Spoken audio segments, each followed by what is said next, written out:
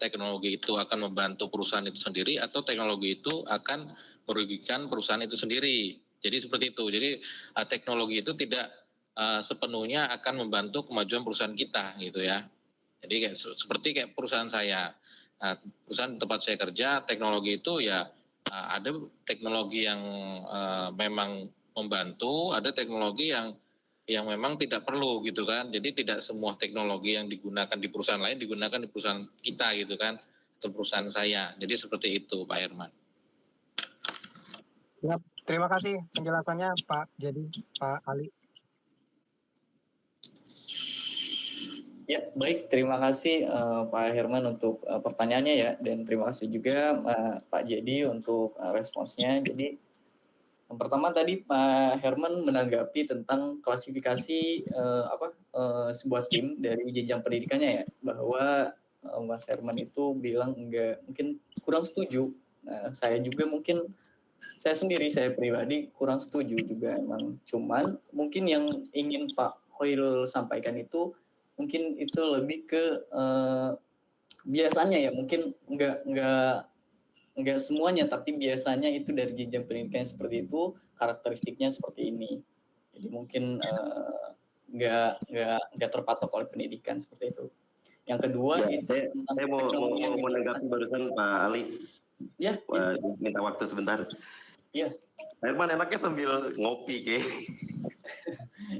Habis waktunya Pak. Memang jenjang pendidikan itu memang tidak menjamin orang itu akan jiwa leadershipnya lebih tinggi daripada jenjang pendidikan yang lainnya. Tapi setidaknya dari nama mahasiswa aja itu harusnya dia pola pikirnya, sudut pandangnya harus sudah terstruktur dari awal gitu. Mungkin teman-teman yang lulusan di luar kuliah gitu itu akan mencari di luar hasil. Kalau ngomong hasil itu mungkin bisa berbeda-beda, ada yang dari luar atau berdasarkan pengalaman jauh lebih baik daripada orang yang di dalam kelas. Tapi ini kita ngomongin ketika pendidikan formal itu membuat pola pikir kita menjadi struktural dari awal, itu saya harusnya lebih setuju gitu ketimbang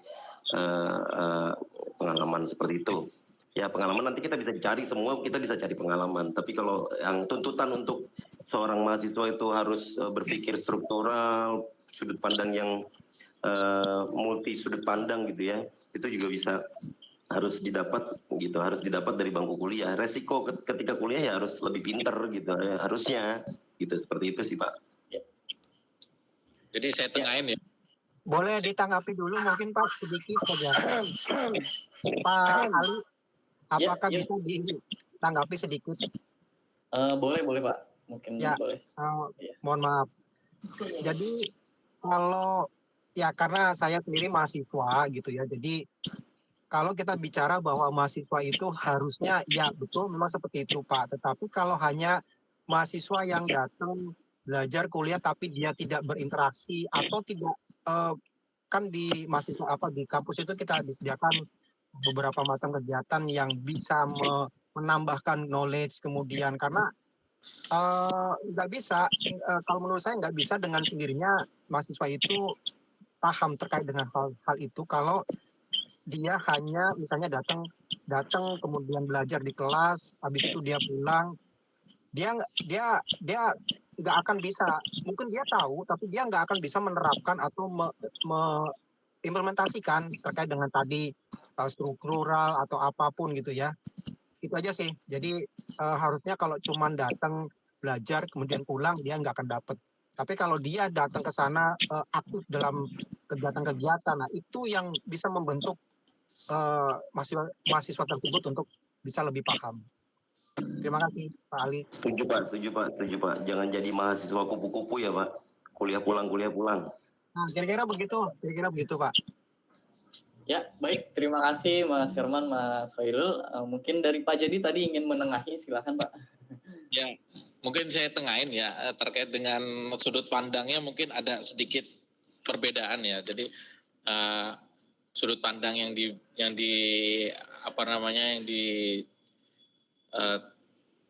kasih kepada Pak Holil ini mungkin terkait dengan pendidikan strata 1 itu memang dituntut sebagai orang yang memiliki jiwa intelektual tinggi dan memiliki kepemimpinan dalam menyusun strategi leadership itu sendiri.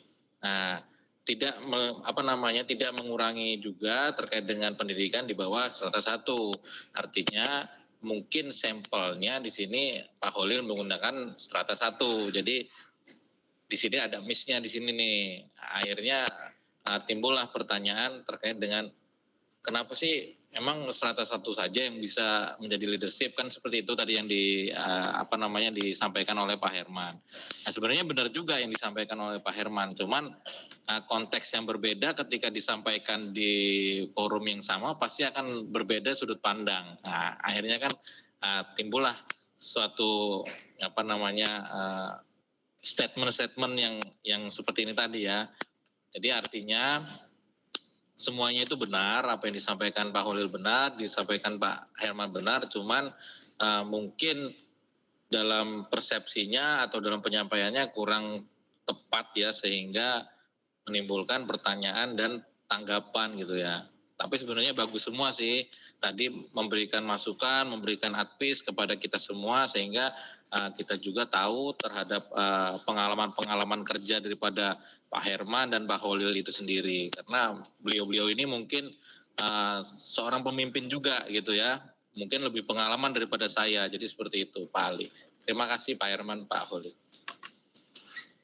Ya, baik. Terima kasih semuanya Pak Jedi, Pak Herman untuk diskusinya, tanggapannya, dan sharing pengalamannya juga ya, teman-teman. Ini sangat bermanfaat bagi kita mahasiswa yang mungkin belum terlalu jauh belum terlalu banyak pengalaman di bidang leadership, terutama di era digital saat ini. Mungkin untuk sesi pertanyaan atau mungkin sesi tanya jawab diskusi kali ini saya akhiri ya, mungkin cukup sampai sini. Mungkin kalau ada yang ingin didiskusikan lebih lanjut, kita bisa mungkin dari nanti di chat WhatsApp atau mungkin nanti bisa komunikasi dengan panitia. Mungkin terima kasih untuk Bapak Jedi selaku narasumber tentang pemaparannya tentang leadership di era digital kali ini ya. Ada beberapa poin penting nih teman-teman yang bisa kita simpulkan. Jadi tentang bagaimana menjadi seorang pemimpin yang relevan ya mungkin di era digital saat ini.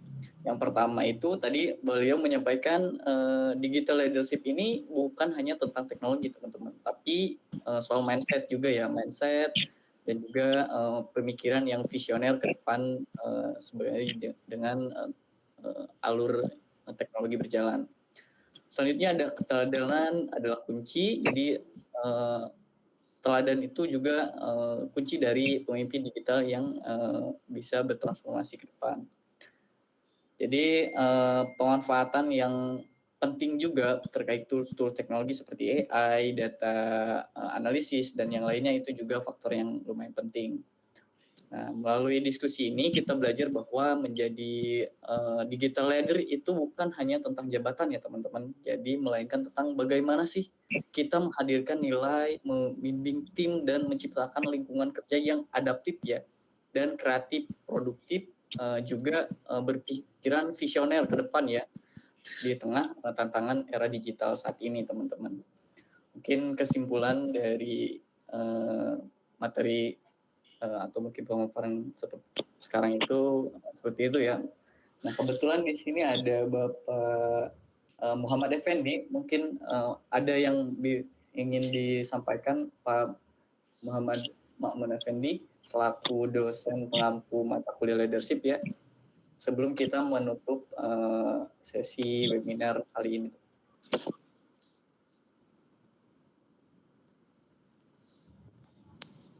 Assalamualaikum warahmatullahi wabarakatuh. Selamat sore. Assalamualaikum warahmatullahi wabarakatuh. Selamat sore Pak Makmur. Maaf teman-teman sekalian semuanya, saya nggak bisa begitu hadir dengan seminar hari ini karena ada urusan yang lain. Dan terima kasih kepada Pak Jedi sebagai narasumber yang hari ini sangat membantu mahasiswa-mahasiswi kami dari Universitas Pelita Bangsa sehingga pengalaman dia di bidang leadership itu bisa benar-benar terbentuk nantinya. Mungkin itu saja yang bisa saya sampaikan. Saya mewakili Universitas Pelita Bangsa. Banyak-banyak terima kasih kepada Pak Jadi yang telah bersedia meluangkan waktunya untuk memberikan materi tentang leadership ini yang lebih mendalam lagi. Untuk teman-teman yang sudah berpartisipasi juga saya mengucapkan banyak terima kasih karena bisa sharing masing-masing tentang leadership ini sendiri. Itu saja dari saya. Terima kasih. Assalamualaikum warahmatullahi wabarakatuh. Waalaikumsalam warahmatullahi wabarakatuh. Waalaikumsalam warahmatullahi wabarakatuh. Baik, terima kasih semuanya teman-teman yang sudah hadir. Akhir kata, saya mengucapkan terima kasih sebesar-besarnya kepada Bapak Jadi Suherman atas insight dan materi yang sangat bermanfaat kali ini ya. Jadi serta kepada seluruh peserta yang telah hadir, berpartisipasi, bertanya, berdiskusi pada acara kali ini. Semoga ilmu yang kita dapatkan di sesi webinar hari ini bisa bermanfaat bagi kita semuanya dan semoga kita dalam keadaan sehat walafiat ya teman-teman. Baik, terima kasih. Saya ucapkan wassalamualaikum warahmatullahi wabarakatuh. Waalaikumsalam warahmatullahi wabarakatuh. Terima kasih Pak Jadi. Hidup Pak Febri, hidup Pak Febri. Terima kasih Pak Jadi, terima kasih semuanya. Terima kasih Pak Fadil. Udah bikin forum sendiri mereka.